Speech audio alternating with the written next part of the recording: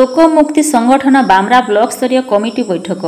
ता 21/7/2024 दिन बामरा ब्लॉक अंतर्गत रंगिया ठिकरा ग्राम पंचायत घुनघुटी ग्राम ठारे बामरा ब्लॉक कमिटी सभापति श्री पात्र बाघों सभापतित्व लोकमुक्ति संगठन बामरा क्षेत्र ब्लॉक स्तरीय कमिटी सदस्य सदस्या और सक्रिय नेतृवृंद मानकर एक जरूरीकालीन सभा अनुष्ठित हो जाइछि। एही सभारे लोकमुक्ति संगठनर केंद्रीय संपादक ग्रेगोरी समात समस्त को स्वागत करने सह सभा परिचालना करथिबा बेले संयोजक जिनित समात समस्त को लक्ष्य उद्देश्य विषय अवगत करथिले। एही सभारे लोकमुक्ति संगठनर उपदेष्टा अनंत मुख्य वक्ता भाव में योगदान करी वर्तमान राज्य सरकार राजस्व और विपर्यय परिचालना विभाग द्वारा घोषणा करा जाइथिबा सरकारी जमीरु जबरदखल उच्छेद करिबा भली निर्देश उपरे विस्तृत चर्चा आलोचना करथिले एवं जंगलर अधिकार आईन अनुଯାयी मो जंगल जमी योजना को सठिक भाव में कार्यकारी करने दिगरे आलोचना करने सह लोकमुक्ति संगठनर तरफरु आसंता 9 अगस्त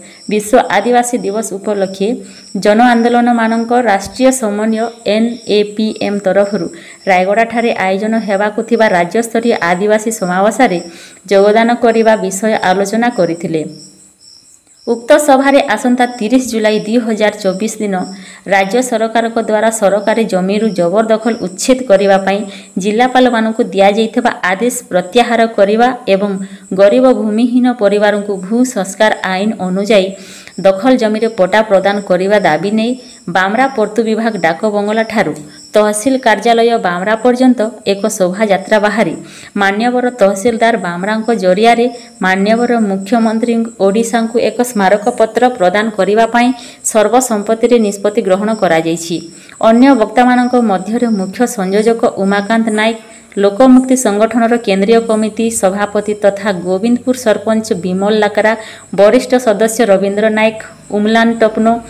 क्लेमेंट टप्पो बिरंची नारायण नायक जॉनसन कुर्ती सीमा बारला सुजाता लाकरा प्रमुख निज निजर वक्तव्य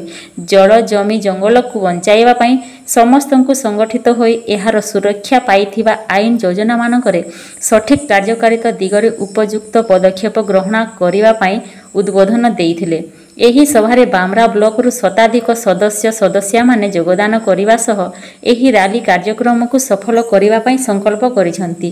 एही सभारे लोकमुक्ति संगठनरु रमणीकांत भोई क्षीरोद चंद्र नायक बिलचुल समात स्वप्नेश्वर मिंज अनिल माझी उत्तम कुलू अवनेर लुगुन किशोर सोय सुखमणि डिडू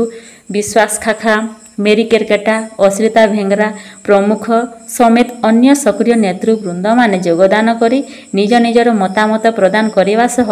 सभार सुपरिचालन रे सहयोग करथिले।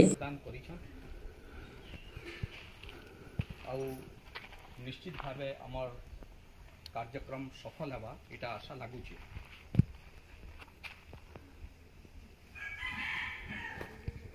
आपण मानकर कहबार अनुଯାयी आज उपस्थित अच्छा ताहले निश्चित भावे आपण माने जणाबे तार बाहर जदि जदि आसले ताहले निश्चित भावे कहबे नहीं से कहवार लगे आम अनुरोध आपण कर समय दृष्टि एवं आम विषय उपर सीधा आलोचना कर। प्रथम कथा है जे आज आम मुख्यतः